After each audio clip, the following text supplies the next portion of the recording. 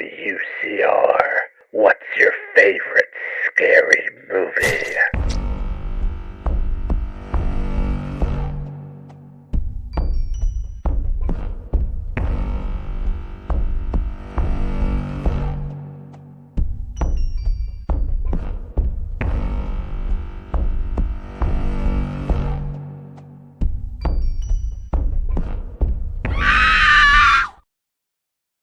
Well, ghouls and goblins, can you believe we have finally made it here after 24 years, 25 years? I think we have made it to the latest sequel of Final Destination in our Final Destination retrospective series. We're here today and we are live. We're doing it live. We do it live every now and then, and we have just our stars have aligned today, haven't they, Katie? We've managed to be able to sit here at the same time and make it happen. Making it happen. So yeah, we are in the midst of. I'm not gonna take it lightly. Final Destination fever? Surprise question mark? We'll talk about it to start off with. This thing's going crazy at the box office for. I'm a little bit surprised, but then I thought about it. So, yes, it is an old franchise now, but it is also the first, iteration in a long time, a new breath of, and it's actually doing really, really well. I'll just find the box office stats. It's still at the cinemas. So, as of May 27th, 2025, Final Destination Bloodline has grossed $94.3 million in the States and Canada and $92.6 million in other territories for a worldwide total of $186.9 million. Yeesh! So the film made $21 million on its first day, including an estimated $5.5 million from Thursday night previews. It went on to debut to a $51.6 million finishing first weekend at the box office. It is opening weekend, biggest of the franchise, even adjusted for inflation. So she's doing well, kids. But then I thought, you know what? Strong IP, nostalgia, and without giving too much away, people that actually look like they care about the franchise as a whole at the helm of it and making it work. That's my pre-review talk. Obviously, saw it at the cinemas, was intense. Katie, your initial thoughts? I went in a little emotional because knowing this is Tony Todd's last film, and which we will discuss too. Right. And I walked in knowing that this is going to be a bumpy ride. But I was ready. I've always kind of had a soft spot for these movies, good and bad. And I was surprised. We'll leave it at that. Yep. Cool. Now, it has been, as we said, a long time coming since the last, Imagining. There was originally rumbles of a sequel in 2020, which never really panned out, which we will discuss later on. There was also talk of it just going straight to streaming. So this was going in 2022, post-COVID lockdown, etc. It was going to be a HBO Max exclusive. But in 2024, they came to their senses and, decided, let's do this big style, and big is a way is something that we will, I think we kind of definitely upped the level of things a little bit this time around. So without further ado, if you have not seen Final Destination Bloodlines, it's still in theaters now. Grab it. There is a release date for streaming as well, so it's coming to your home. But make sure that you jump in and see it because this will be a spoilerish review. Pretty safe. I think that's a pretty safe preamble to what's about to happen. Mm-hmm. You agree? You agree? You know, even Okay. with spoilers, I think you could still enjoy this movie because no matter how we describe what's happening, you kind of just have to see it for yourself. Right. And I think that is part of what I really liked about it. This has, for me, big whiffs of the first movie. Like, See, I didn't catch those vibes. I got to be honest here. I just thought the way that Death operated was a little bit more first movie than it was Attire. See, I think they gave Death too much autonomy here. I think it's interesting, and I'm gonna come back to it because I have a discussion point for later. And I'm ready. Bit of storyline plot. It is 1968. Woohoo! Groovy. And Iris Campbell and her fiance Paul are attending the opening ceremony of Skyview, a high-rise restaurant. First of all, Katie, are you going up to that restaurant? You know I'm not fucking going up in that restaurant. No. No. Way. No. No way. No, we way were on God's green earth. We had recently gone to Disney World and rode on the Skyliners, and the whole time, even with a 5-second ride, I'm just like, I can't see you. It's not happening. Can't look. What? Can't like it rocks, and I'm just like, we're going down. What do you think is the human fascination with building tall towers? Because historically, it hasn't really worked out well for us. It has not panned out well. No. I don't know. I don't know what everyone's obsession with being high and getting the view, because there's not always a great view. We don't have to always need to see the top buildings and all that. It's like look at those high-rise, like people TikTok on in New York and that live in those high-rise buildings, and the fog, like you can't see anything. That would terrify me. If you look out the window, you can't look down. Like I'd panic. I wouldn't look down to start with in one of those high rises. It was enough when Vera and I were in New York and our hotel was adjacent to the Empire State Building. I'm like, we're up really high. I can't look out the window. I'm not a heights girly either. You know, where were we? I don't know what level of the Eiffel Tower we were on, but we were pretty high up. And it's a good thing it was dark, because I think if it was light out, I'd be like, took away the shock. Took away the shock a little bit, but still, it's high enough where I'm like, oh, this is great. Let's get down now. Yeah, it's like, I've done it. Thank you. Hey, Dogsy, how are you? Hey. He's here. But yeah, so me and Heights, we're not going to do it. Me and so Heights. No, you will not get me up there. And furthermore, if you did somehow manage to convince me to get up there, sedated or whatever, you would not. I repeat, you would not get me on that dance floor. No. Again, glass bottom. Bottom anything. No. I don't need to see the shark that's going to eat me in the glass bottom boat. I don't need to see the concrete that my body's going to splatter on at the glass bottom restaurant. And all the jumping on the... Oh my God. Right, we're going to have to talk about this straight away. Well, let's talk about this first. Yeah, we can do because this is what I appreciated. Again, we were getting story and the disaster was happening. It was meshed well. I thought it meshed well. That little bastard with that coin. It's all his fault. I have feelings about him. It's all his fault. And we'll get there. But this is what I was talking about, being reminiscent of the first film. We got that kind of death device moment where the smallest thing will cause the biggest thing, and so much went wrong. so much went wrong.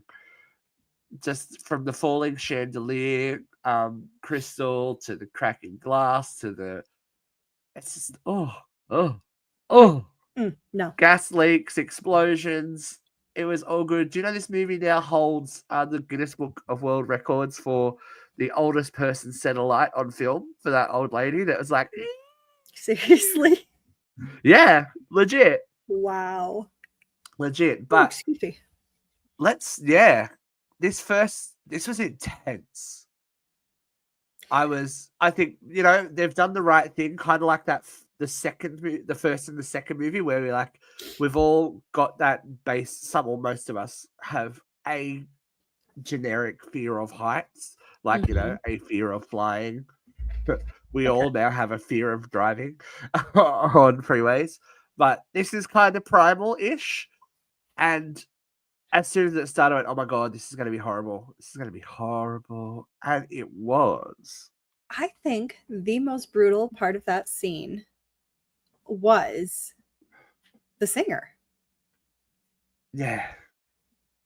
She melted. And we're not afraid of him. We're not afraid of him melting in this franchise, but that's not what made it brutal. Just knowing that her child watched her burn. That is the brutal part. That, as a mother, I feel like, hurt my heartstrings. Yeah, I feel like, and it does adhere to the tagline of the film.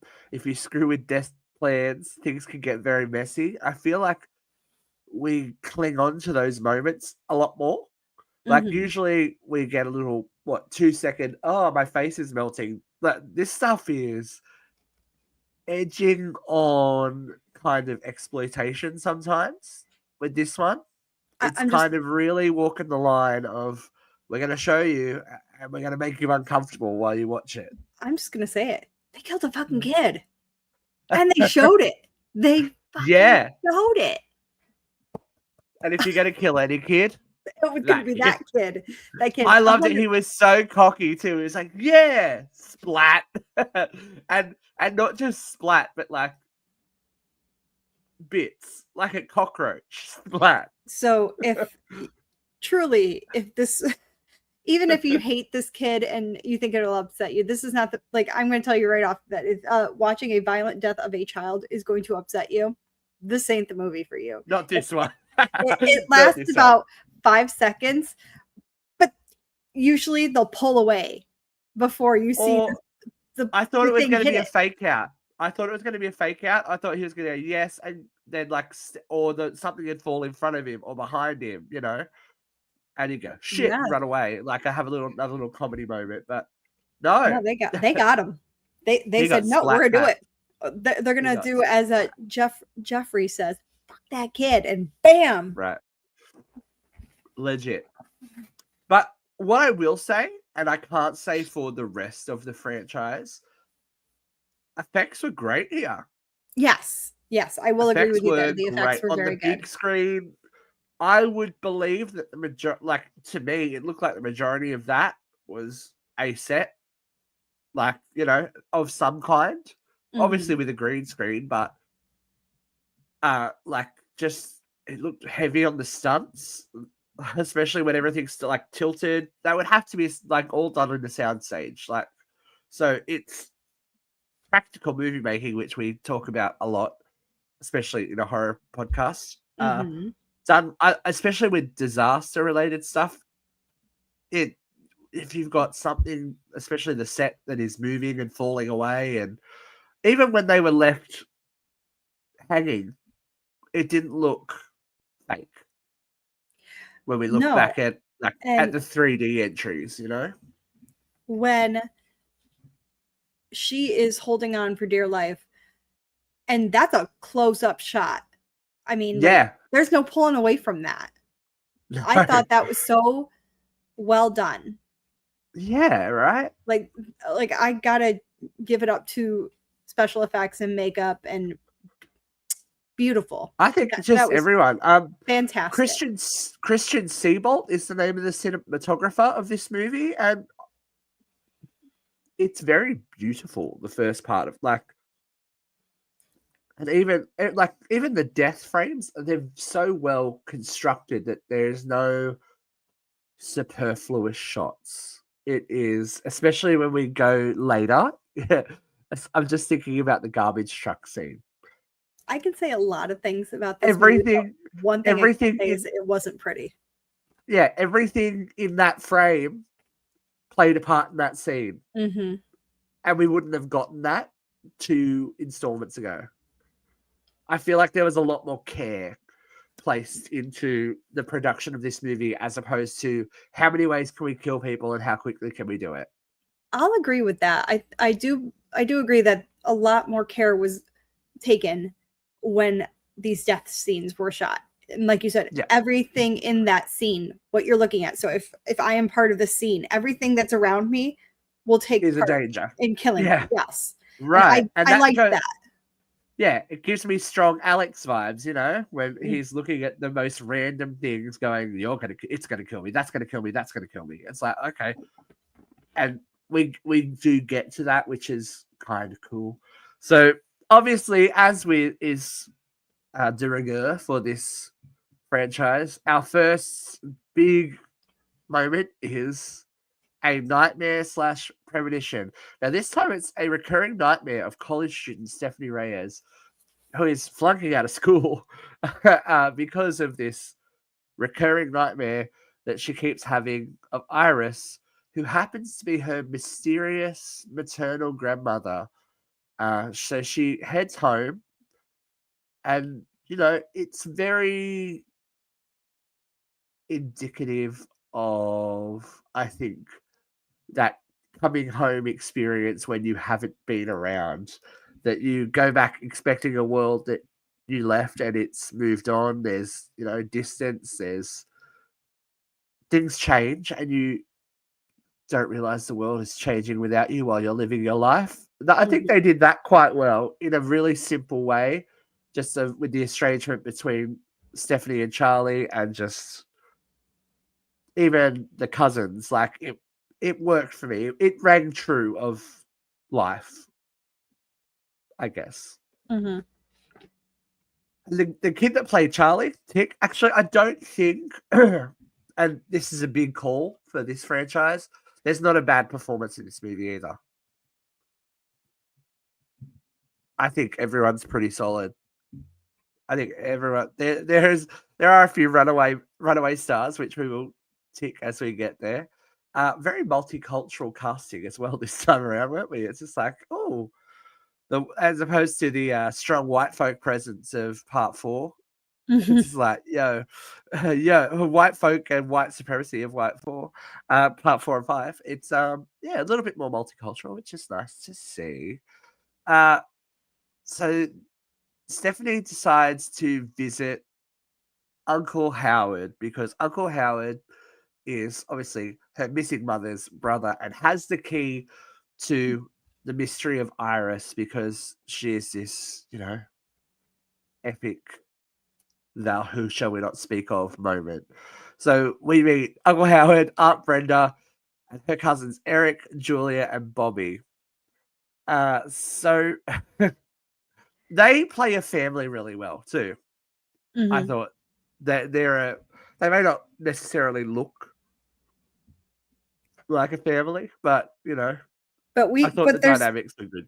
But there's a reason behind that, and we find out about. And we will get there. Which I was like, as soon as I kind of twigged when as soon as it, like, was about to happen on screen, I went, oh, and then she said it. I was like, oh, that's awesome. I think that's one of those little tricks that, you know, we've come to expect, but it's done in a good way. So Uncle Howard kind of drops the knowledge on Stephanie that his mother was pretty much crazed after her near-death experience at Skyview Tower. Obviously, the big difference between this movie and all of the others, which is kind of law correcting, and which we have talked about previously, is that Iris's premonition managed to get everyone out of the tower, and nobody that was supposed to die died. She fumbled Death's plan in a big way. The disaster did not happen, whereas in every other movie, when the premonition happens and the core cast are removed, the disaster is still in play. Right. So that was interesting and a big, as I was saying, course correction for some of the law that has gone, as we said, and which it looks a little bit like Iris's book. It's like which do we follow? Which line do we follow? So that caused her to become extremely overprotective, reclusive, and paranoid, keeping Howard and Stephanie's mother Darlene locked in their house. Christopher. You know, Sorry, got excited. that's we Christopher Cox. We are going to get there, Chris. Don't worry. We are just at the beginning. And I thought that that dynamic was a very interesting one to explore in the movie too, and like generational trauma. This is a big comment on generational trauma. This whole thing. So whereas Darlene has that mothering experience has forced Darlene to kind of run from her own family, it's caused Howard to double down on his, and he is like the ultimate family man, you know? All right. I have All some right. issues. I have some issues with Darlene. Okay. Okay. We haven't met Wait. her yet, though. No, not Darlene. I'm sorry, Iris. I have some major issues with Iris here. All right, do we want to talk a little bit more? Do you want to talk about when we get to her, or are we you want to talk about it now? We can wait until we get to her house, but I have some real issues here. Okay. Okay. You have some real issues. Okay. I have questions, issues. I really just kind of want to get it out there because I just thought this was my first kind of eye rolling instance in this movie. Okay, that's fine. So Howard pretty much vetoes any contact with Iris and says no, she destroys people's lives, don't do it. I like Aunt Brenda. Aunt Brenda's like the groovy aunt. She's like, definitely don't look in the kitchen drawer. It's like, okay. Yeah, don't look down there. You. Don't look down there. And she manages to find a series of letters from Iris to Howard trying to reach out and, basically warn her, which leads to a Mad Max style fortified cabin where Iris now lives. All right, here we go. Is this part of it? Mm-hmm. Okay, go. Number one. Go. If you have lived a reclusive life, don't leave the house. How in the hell are you affording that? How did you afford that by yourself? How are you building these dangerous structures that are meant to like keep death away, but in theory could kill you while you're building it? And I have a big issue with the book, and we'll get there. Okay. So money, I question as well. I'm like, unless, that estate could have been a family thing, Her husband that she married could have been, quite well off. They kind of dropped that ball. It does say that Tony Todd's character did help her construct that whole thing, that whole Michigas of Mad Max, and it wouldn't have killed them because it wasn't time to yet. Anyway, that's just my, because I really thought about it too. I'm like, really? Because like if you think about it, if death wasn't this autonomous creature, yeah, you could fall on top of this wooden spike trying to build something. Like anything in that little fortress could kill you. Death was busy elsewhere. Death was busy elsewhere because death is very busy. Creature. Death needs another like 10-year hiatus after this one because bitches be busy. Like no wonder it took so long to do this sequel. And death is apparently a man. We'll get there. So Stephanie finds out that Iris is terminally ill. We never find out with what. Just that she's dying, and that by preventing Death's design for the tower collapse and saving the lives of everyone there, it has, not even a ripple effect. I think it kind of soaked up the lake for a while, and Death had to find another way. So now, Death has been busy killing the survivors in order of how they would have died on the Skyview Tower, along with their direct descendants. It's interesting. It's an It interesting is interesting. plot. And Yeah. do you ever? I guess I wonder if she ever feels guilty about it. I 'Cause- think that, yeah, look, the one disservice, I think, and I can see what, I know why it had to happen. I think that they pulled the plug on Iris too quickly. I think that, especially if we would have gotten an Iris Darlene moment or an Iris Darlene Howard moment, it would have had a bit more gravitas. I think we needed a bit more time with her to kind of really understand it, because we get that, like, Paul died in an accident years later, and that's what prompted Iris to start keeping her death design book, which is, you know, every franchise loves a big leather bound book, right? We love a big leather bound book. This one's not going to open the gates of hell and cause demons to come after you, but it will give you a headache for sure. Like, oh, so much drama. I mean, I don't know how I feel about this death manual. Right. don't- The Death Notebook. I don't love it because it seems very forced. Like, here's what's going to happen. Boom. This is everything you need right here. Instead of these characters just kind of like stumbling upon it and like figuring it out as they're going along, or even meeting Bloodworth. I think I look, I can see that. I can see why that's a cork in it, but is it any less satisfying or annoying than it was in part 4? When we were just getting, I'm having a 3D vision of exactly what's going to kill you, and we still couldn't stop it. I don't know what I hate more, honestly. Because now that you're putting it like that, I don't know what I hate more. And that's and I hate part 4 more, because at least with this book, it's not showing you exactly the way people die. She's obviously, so what I think what they're dropping here and what they've missed in the script is that she's obviously still having visions, because the stuff is related to, like you see, especially when it comes to later on. There's pictures of the barbecue, there's pictures of this, that, and the other.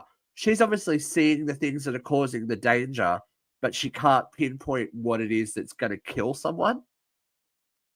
Mm-hmm.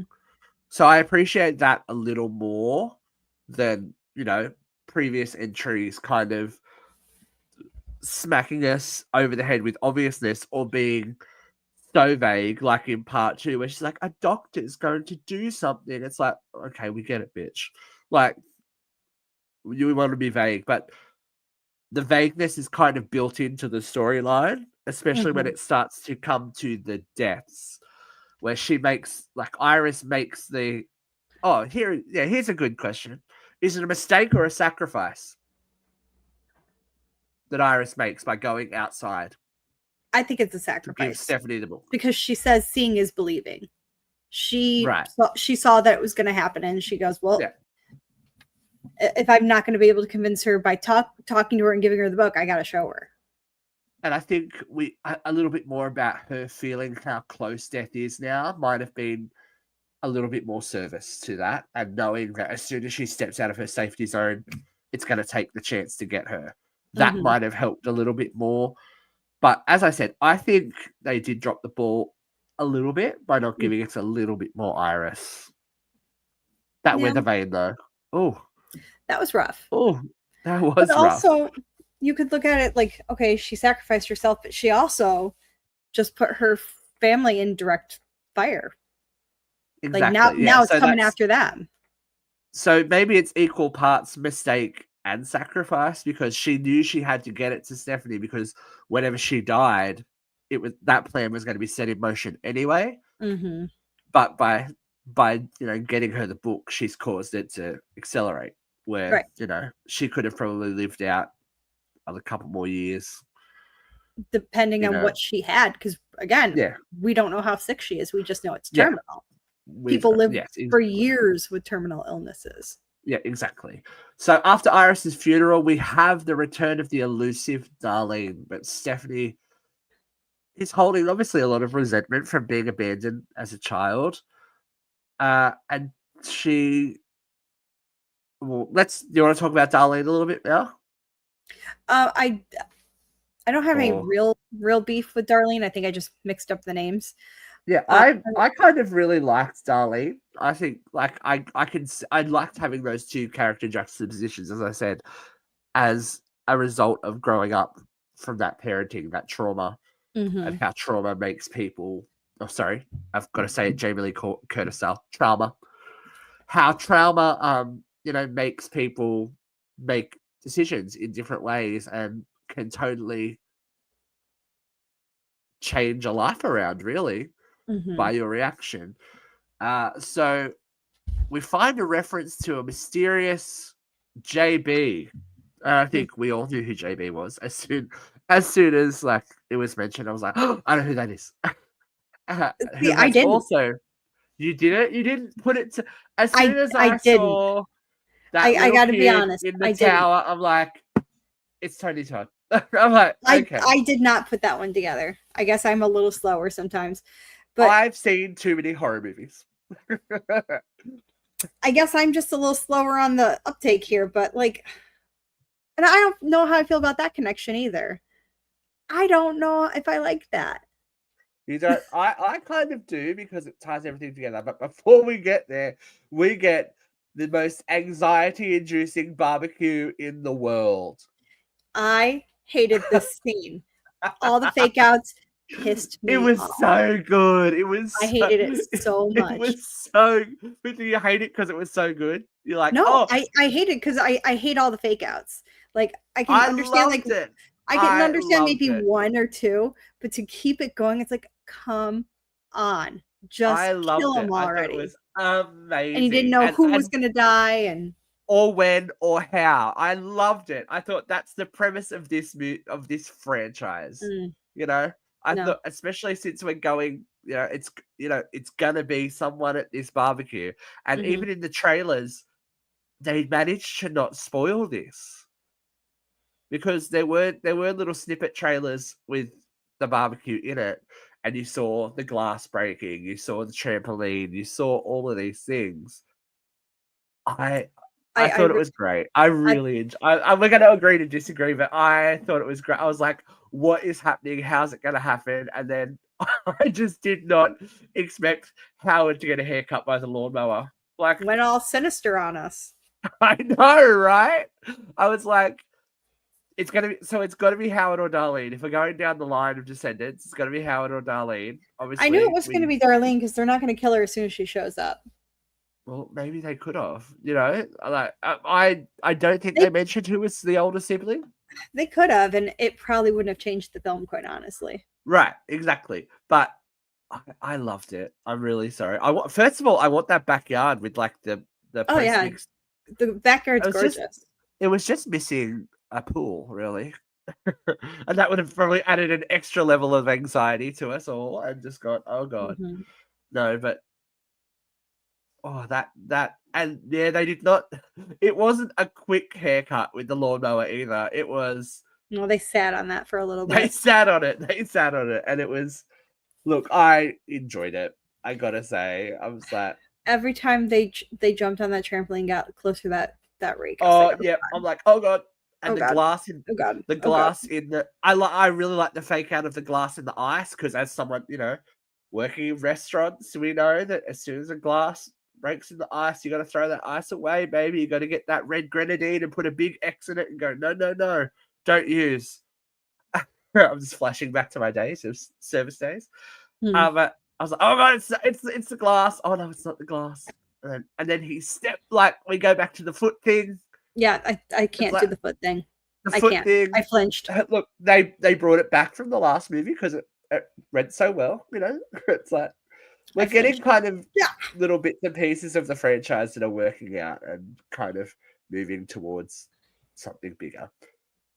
So now this was really interesting. Later that night, there is another chain reaction at Eric's tattoo shop. This one that fake out. This one was good. this one was good. I thought for sure he was dead. So, and look, I think we've got to agree. Eric's the one, like, the breakout star of this movie. Like, he's like stealing, chomping on everything that he comes into. And Eric's sad mix. Just Eric Sadmix, yeah, Eric Sadmix. I thought that was perfection. The piercing thing. It's like, Yeah. Oh, it looked, like yeah, a it looked fish. just looked so painful. But I'm fish. just like, dude, take it out. Yeah. Like, you're caught. Take it out. Like, it's so simple. Take it out. Yeah, and he's but just like, people panic. People panic in stupid situations. We know this. We know this to be a fatal flaw of humankind, that we panic in stupid situations. But you know, I was the only one in the theater when I was watching this, so I could yell at the screen and not. You were doing commentary, Katie commentary. I was having a conversation with myself, which, if you know me very well, you know I do this quite often. But I'm just going, take it out, Eric. Take it out, Eric. Eric, take the thing out. You can put it back in. It's all right. He has horror pedigree. Did you know one of Eric's first roles as an actor? I did not, but I'm gonna have to go take a peek. One of our favorites. He is a masked child in one of our favorite Halloween related movies, with a little sack-headed person that we love. Hold on, let's see. Oh, he was in A Cinderella Story. Yeah. Go back. Puppet Killer. He was in Darkness Falls. Yeah, go back. Oh, a little more? Okay. Okay, let's see. Bates Motel. He was in Grave Encounters? Oh, the second one. That doesn't count. R.L. Stein, Haunting Hour. Okay. How far? Percy Jackson. How far back? Oh! Trick or Treat. There you go. There we are. He's the little kid in the vampire mask on the bus. Ah, look at him. There you go.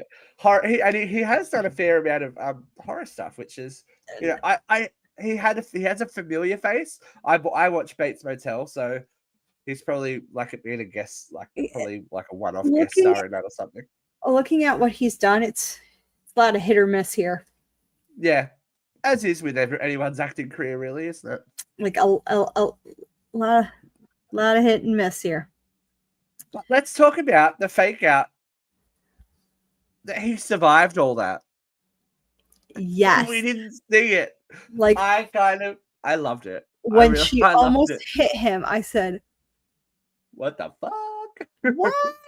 Well, I thought it was like Sean William Scott, like, I'm invincible, you know, you can't kill me. Yep. Like, so it's gonna happen to him now. Yeah, but because we thought we'd seen it, you know. This is what I really enjoyed. This is a cool twist. We're waiting now for how is Eric gonna die? Even Stephanie's like, she's getting it, you know. She seems to have understood quite quickly. How's it gonna happen? It could be anything. It could be this. Move away from this. Move away from that. Cool. Sorry, continue. Yep. I need someone to confirm for me that leather would really protect you in a fire. Maybe. Like, is that like, I need confirmation. I need to know if this like would actually save you in a fire. Because if so, we don't. My whole wardrobe is going to be, yes, my whole wardrobe is going to be leather, and I'm going to be, you know, David Schwimmer. We're going back to the Buffy days. It's going to be great. Early 2000s, we're all wearing leather again. I did rock a good pair of pleather pants in the early 2000s. Baby, so did I. Don't worry. Yes, we all did. So Julia, poor Julia. Yeah. First of all, she ends up in the garbage bin. Then she ends up in the garbage compactor. Mm-hmm. And then she ends up a sandwich. She does. And again, not something that they pulled away from. at Nope. all. Mm-mm. And again, like I'm a clumsy bitch. Like I'm very clumsy. I will fall over, get hit with things. Yeah, that's me in a nutshell. I cannot see something hitting you so hard, even if you're not paying attention, that it knocks you into a trash can. Maybe because she was running. That's the only thing I can think of. But it was a kid kicking a ball, wasn't it? Yeah, but look, we're just sometimes you have to give it a tiny conceit, you know. Like I can suspend disbelief as well as the next guy. Like even Ripley's mad about it. Okay, she's whining about it. She doesn't believe it. She's irritated. It's like, come on, girl, get a grip. Well, lots of splatter, of course, eyeballs, all the good stuff that we've come to expect. Yes. And this is a come to Jesus moment for the family, because this is when they peg to the fact that death is coming for them in order of age, starting with Howard's branch of the family before moving on to Darlene's, because he's the oldest sibling. Mm-hmm. Now, Marty and Brenda, so Stephanie's dad and Howard's wife, are spared because they're not blood relatives. So, what happened with Eric? Mm-hmm. Dun, dun, dun. I kind of loved it. It was very Maury Povich. This was funny It to was me. Maury. It was Just like running Maury out of the meets room. horror Is movie. this why he always wanted to play catch with me? Right? It was a great horror movie moment, and it was a great comedy moment, and it wasn't forced. It was No. well written. It was well done. So he just happens to be, you know, not of the blood, which Mm-hmm. again comes up as a question mark later on. Right. Yeah, but he's spared. So Darlene comes to Jesus and says, "We got to find JB," who turns out to be the one and only William Bloodworth, Tony Todd. Now, it was quite obvious how ill he was. Yes. I He looked pretty watched bad. I watched a little vignette feature on having him there, and they were saying that they always knew they wanted him to be a part of this movie, and when he got his, you know, diagnosis, and they were aware of how serious his condition was, it was a question of whether it would be possible. But according to accounts, Tony was the one that made it happen. He was like, I think he got the gravitas of the situation, not only for this movie, this franchise, but for his career and everything, by doing this final and he's still acting his little heart out, God bless. Like, you can tell he was in that chair a lot and probably needed to be, but it did not impede his performance at all. He was still as Tony as ever. Okay. I need to approach this delicately, because Yeah. I obviously the man is a legend, and he ate up that scene. It was beautifully done. I like how they incorporated his illness into it, saying, "I'm sick too." Yep. Well, he Obviously, says cancer. He says cancer. he So says cancer. So yeah, he like says he cancer. he brings it in. Like, Yeah. real life meets the screen. Okay. Yep. That's all fine and dandy. What I really kind of didn't dig is because his character is very dark and vague and ominous in every single movie. Yep. And you see kind of a lighter side to him in this. Okay. Let's play. Can I play devil's advocate? You may. You may. As someone who has seen this process of cancer happen, I think for what they're saying for Bloodworth had the responsibility of, you know, and we are led to believe that he knows as much as Iris knew, right? Which is why he was in and about the whole franchise when he was kind of keeping track of everyone dying so he knew when it was coming for him. There comes a time when, especially I'll get quite personal, when my father got his terminal diagnosis that everything was, Mhm. done, that you kind of just throw everything in the air and go, fuck it. It's gonna happen whether I fight it, whether I have a cigarette, whether I have a drink, whether I eat that chocolate cake, whatever happens, the doom and gloom doesn't have to be the end. And what I think was really interesting, especially, and they talked about it in the vignette that I watched. Originally, there was a script for him, Yeah, but he made he this one up. improvised. He Mhm. improvised all of this, and his final lines are quite, yes, out of character, but I think it puts a nice little cap on it. I intend to enjoy the time I have left. I suggest you do the same.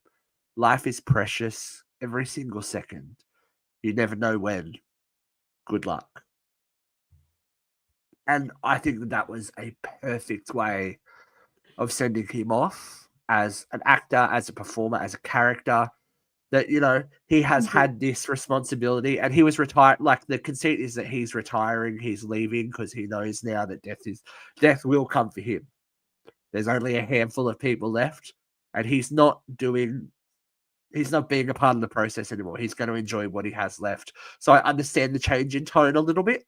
Mhm. That's just my perception. No, and that makes sense. And Yeah. knowing that he improvised that, Yeah. and it's very personal. Right. Yeah. I got a bit in Yes. the movies. Yeah. So- I was like, oh so- God. Me before and me after learning this fact, and Yeah. that's where I was kind of going with this, was Yeah. I see a different side of it. Watching Right, it at the moment, I'm like, why are they making this guy an optimist now? Yeah. Like, he has no reason to be optimistic. He's about to die. He's very sick. If anything, I'd be even more pessimistic. But then learning that they let him go for it, it's like, nah. This was his message. That This is his final message. It's completely And, yeah, different. It's completely different now. Yeah. And I wouldn't change that scene. Not No. a single second of it. No. And he does his job. He does his job like he does in every movie. He explains away the conceit of Kimberly surviving the second movie, which has been a thorn in the side of the whole franchise. Mhm. Right? He managed to survive. He says there are two ways to defeat death: taking another life, which we talked about in the last movie, or dying and being revived. So that is the reason that, it's concrete, it's set in stone now. And if you go back and review the generational thing and put those rules in place, then we're not doing it again. I'm not going through all these movies again so soon. But hopefully it will make the franchise as a whole click a bit more. Right? Mhm. They've kind of done what Cult of Chucky and those movies and the TV series did for the Child's Play series, and made a somewhat disparate franchise of films and TV shows, all canonical, like it all fits, and it like it was always supposed to, and it shows care. I think that's what Halloween was missing when we did the Halloween recall and reboot and H20 and all that kind of thing. Someone that cares for the franchise as a whole. It's something that Friday the 13th has always been missing. Someone that wants to make every movie, every experience canonical. And I think it only makes a franchise stronger when it happens. See, that's just my... That's why I always kind of appreciated the Rob Zombie Halloweens, because he took a lot of care in giving Michael Myers backstory. I didn't love them. They're by no means a great and perfect movie, but I think there's a little more care to it. There's a little more love of genre in this. And you care about the franchise as a whole and not just what you're going to do different for your movie. I mean, Evil Dies Tonight. Yeah. The less said about Evil Dies Tonight, the better. Evil Dies Tonight. We've all got PTSD for Evil Dies Tonight. Evil Dies Tonight. So Eric now masterminds a plan to save his little brother Bobby. Now Bobby was very cute. We're missing Luke talking about how hot Bobby is. Maybe we should put an insert in. Yeah, Bobby's the all-American cutie, right? Can someone in the comments just say that Bobby's hot? Bobby has a real peanut allergy, by the way. That actor has a real peanut allergy. In real life, that's amazing.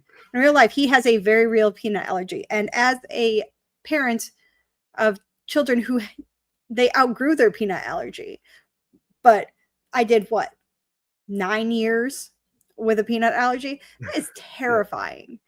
I can't even if you have never experienced a food allergy or had for yourself or your children or a friend, I can't even tell you the anxiety of trying a food or reading the label and still, because some of these people they hide these. They hide it, and it's nerve-wracking. Like, oh, I told you about the peanut allergy, but did you remember? Is this safe? Like, it's nonstop. And I kind of get him being terrified.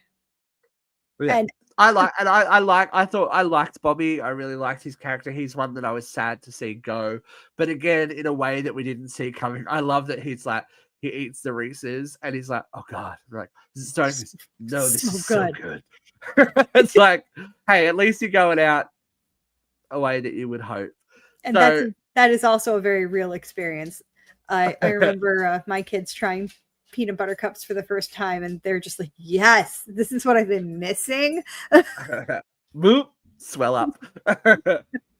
But yeah, he has his fatal reaction, but is revived not to really enjoy, not the way they planned, because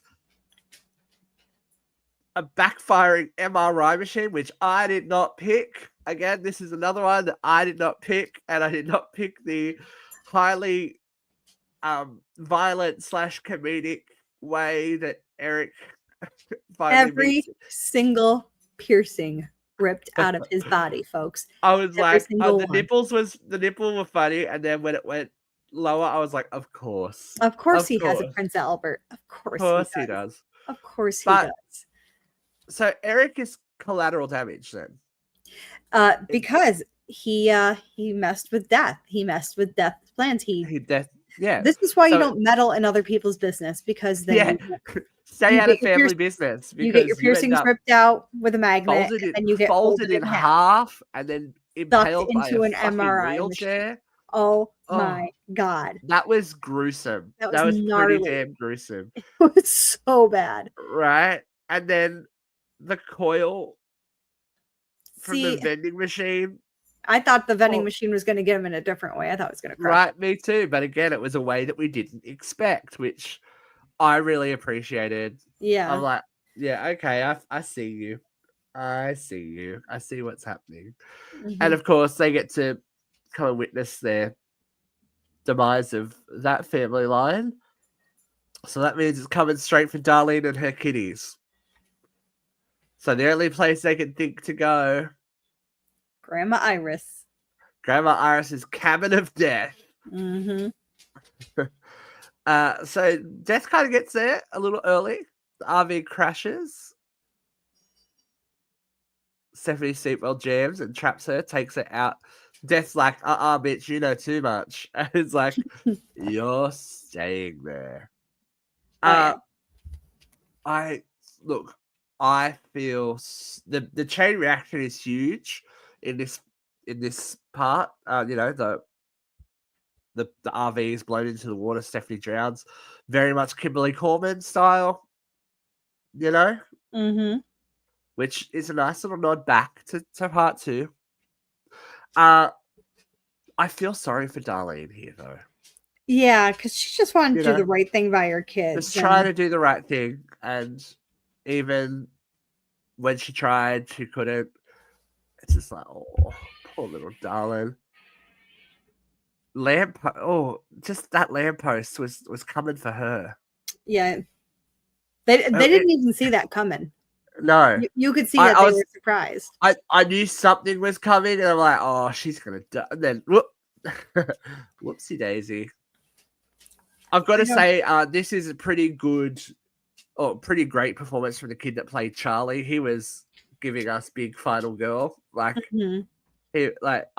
he was a great actor, and I believed everything, especially when you think of a movie like this, where a lot of it, the bisection, the explosions aren't going to happen in front of you. Their reaction shots were genuine; they weren't overplayed or anything like that. The action in the RV, like diving underwater, pulling her out, all that kind of stuff. The CPR, it was heavy on the action, and I appreciated that. And it was nice to kind of. I always appreciate a bit of physical action when we get to a movie like this that is usually so, CGI/effects, death, any kind of real stuff is good. So we should be in the clear, right? Supposedly. Supposedly, but if we've learnt anything. And again, this was a moment that I was like, Yeah. and as soon as Charlie's prom date's father said it, I was like, she didn't really die. As soon as he did that, I'm like, oh. And I'm like, oh, she didn't really die. She didn't die. Because Stephanie stopped breathing, her heart actually never stopped, meaning she was never really dead when Charlie revived her. But I guess what I'm confused about is, wouldn't your heart stop when you stop breathing?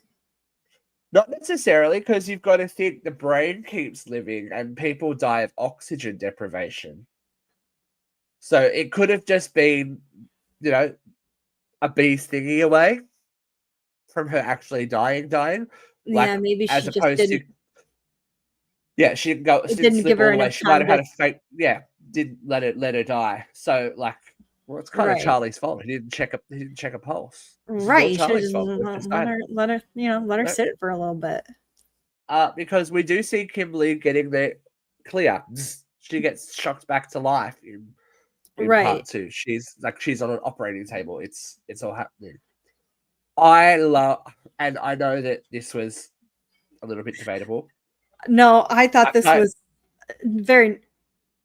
it was appropriate. I love the train coming. I'm like, something's going to happen. I'm like, it's going to be something really random. Oh no, it's going to be a massive fucking train disrailment that is going to totally destroy the street. And you know what? You got to say the house always wins. Those logs finally claimed their victims. They sure did. It was so fitting for this franchise that, So 2 logs. So now instead of avoiding, a log truck, I'm going to be avoiding trains too. Yep. Mm-hmm. Trains as well. And that wraps it up, because we are to believe now that the final survivor is William Bloodworth. And we'll talk about that. I sat and watched the trailer and the titles for a bit, because it was really interesting. Yeah, I did watching too. The demonstration of the book and how it worked, and trailing people through, and knowing that kid still got his just desserts in the end when he grew up. Like he still died. Horrible death. Yeah. That was really interesting, and dedicating the movie to Tony, it was all worth it. Yeah. And I think that it is undeniable now that with the success of this, something else is coming. I'm very curious what they could do after this one. Now, I've had a little thought, and we did talk about in the last review a possible prequel with Tony Todd. But isn't that kind of what this was? Not really. Not in the sense of last movie being a prequel to the first movie. I'm talking like Tony Todd as a young man growing up, so we would get more Iris as well. Oh, okay. So you would want to see like Iris and Bloodworth figuring everything out. Okay. And trying to chase down death, because originally, back in the day, this movie was meant to be about first responders that discover death's pattern and try and divert death's design, which is also a really interesting conceit. They don't have to be involved in the main story, but if it's Bloodworth and Iris, and they're trying to chase down the survivors, and save them, that's a way it could go. Maybe. My next question to you would be, who would you cast as the I young don't know. Bloodworth? I don't know. It would have to be someone, and I think that for the longevity of a franchise, you would have to want to go a little bit younger. So someone that is probably what, late 20s. What Caleb something, Stranger Things kid. Yeah, maybe. I don't know if he's a great actor though. He's not bad. It's not the strongest out of that bunch, but Oh, well, we'll see. we know who the We'll strongest see. is out of that bunch, but We'll see. But I also thought it might be interesting what if that book ends up in the hands of one of Tony Todd's interns or something, and it starts an obsession with something else. The franchise has to pivot again now, is what I'm saying. right. So this was a semi-pivot. This is kind of like, and we've said it before, the Scream 5 moment for this franchise. Where do we go next? Yes, but there's more finality to it because your last surviving cast member is no longer with us now. Right. So if there is a sequel, if there is a future to this franchise, and I hope that the writers of this movie are involved because they showed care and they showed respect for the material, and it could, there could be something interesting that comes from it. Is my major thing. Okay. Yeah. I don't know where. I'm sure there is something though. Come on. I mean, the great thing about this franchise is it doesn't necessarily have to stay on the same timeline. No, exactly. It can jump around anywhere. And it'll still work. Yeah. Because the one true character that has remained throughout all these films is death. True. And death can be anyone and anything and anywhere. Now, we have talked about the success of this movie, and I think one of the things that we didn't mention before is just how well the marketing was processed for this. We talked about it. Marketing is beautiful. The marketing is beautiful. I didn't know this though. Did you know there was a double bill screening shown in select theaters? So on May 9th and 10th of the original and then this. Okay. But there was also a prank screening held on Mother's Day for a film called Love at the Skyview, where filmgoers thought they were going to see a romantic comedy on Mother's Day. And it turned out to be this. How good is that? I mean, come on. Marketing you can't pay for a film like this in a screening. I can't remember in where Argentina. It was. Yep, on May 19th, there was a ceiling ceiling collapse. No deaths reported, but you can't pay for that sort of marketing. You can't buy that publicity. You can't buy that publicity. It's on brand. It's like it is on brand. Definitely on brand. So it comes down to it, Katie. What now is your first of all, what is your rating of MRI removed dick piercings out of 5? Oh my god. I had to go there. I had to go there. I'm gonna say 3 out of 5. I didn't. Okay. I did not love this film. I really wanted to love it. There are parts of it I do really like, but for the most part, I wasn't really into this movie. I did not. I really did. The only character I truly cared about was Bloodworth. I really didn't give a shit about that family. Especially that piano kid. I really didn't care about that kid. But that's the point, I think, of piano kid. Right. You gotta go. I didn't really care about the family. Like, it's like, okay, you're all gonna die. Cool. Yeah, all right. I'm giving it 4.5. I think you're being really generous. I enjoyed the shit out of this. After the last movie, not the last movie, the movie before. And look, we've talked about it. Usually the even sequels are the turds in this franchise. I really, as I said, I think that it comes down to the fact that they cared about it. We had a great original IP to start with. The filmmakers cared about it.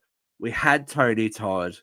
We had something different, but that something different still, when you look back over the whole franchise, has an overarching effect on everything that we've just seen over the last couple of weeks. Not a bad performance, great CGI. There's not much, like, as I said, I would have maybe liked a bit more time with Iris, but maybe we're getting it. I don't know. We'll see. So yeah, I really enjoyed it. I thought Eric was a standout. Bobby was great. They're the two that I cared about the most of that family anyway. So I enjoyed it. But more importantly, franchise ranking now. Oh, jeez. Okay. Do you want me to go first? Yes, you you want me to go first? Yep, go All first. right. Slight change from what it was originally, which was 1, 3, 5, 2, 4. Okay. I'm going 1. Bloodlines. 3, 5, 2, 4. It's my second favorite. Okay. It's my second favorite. I'm going to go 1, 3, 5. Bloodlines 2, 4. Yeah, So I not think much we of a agree. change up for me, but another installment, that makes it happen. like I said, I really wanted to love this movie. I went in excited about it, but it just really didn't wow me. It didn't resonate with me. I wonder how you'll feel on rewatch. I will definitely rewatch this. Because this is not one of those. Got to watch it with The Apprentice. Right, I have to watch it with The Apprentice. For starters, don't judge me, people. I realize that I have a 10-year-old that I'm letting watch these movies. But what you don't realize is that we have very in-depth conversations about reality versus fantasy in these movies and why look, someone has to take over the podcast one day when death comes for us. We're training him. We're training him. We're training him. We're training him. But like I said, I That'd wanted be to love great this when Grayson and Buffy take over this podcast. Oh, they're gonna be amazing. Can you imagine? They're gonna be amazing. But I wanted to love it. I went in excited about it. And there are definitely things I do love about this movie. I just don't love it as a whole. And on a rewatch, maybe I'll change my mind. Because, because there are movies that I'd like have come around to after a rewatch or two. Like, I originally really, really, really, really hated 2013's Evil Dead.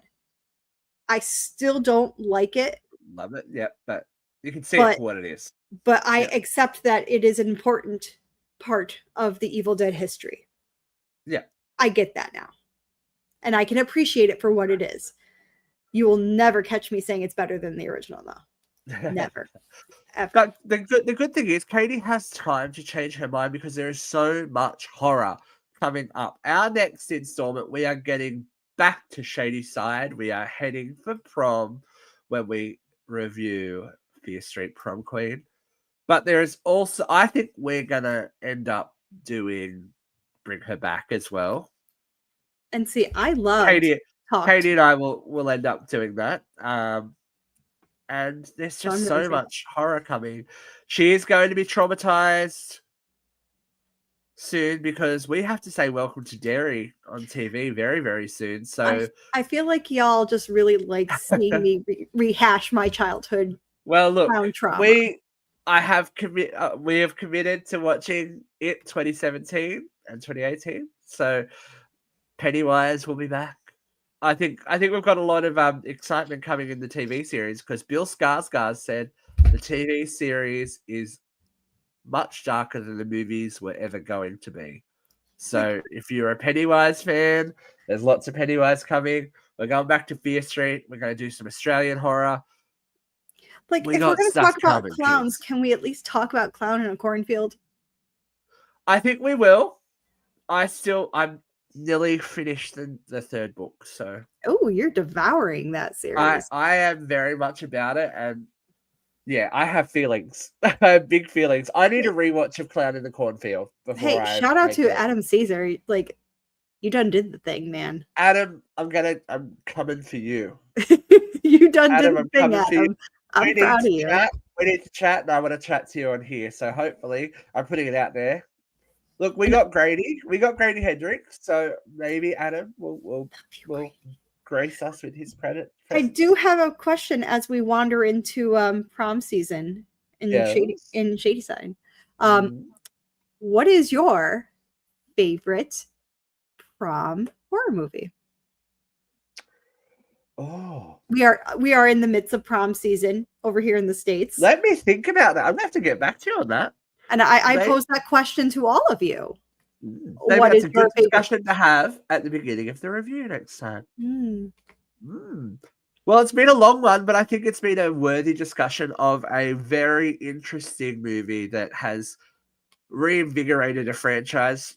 We shall see how far it goes and what is to come. But, you know, death always kind of wins in the end. So I'm sure we will be reporting back to you sometime soon. Thank you for joining me, Katie. Luke says hi, folks. Until next time, you know, don't get your dick pierced.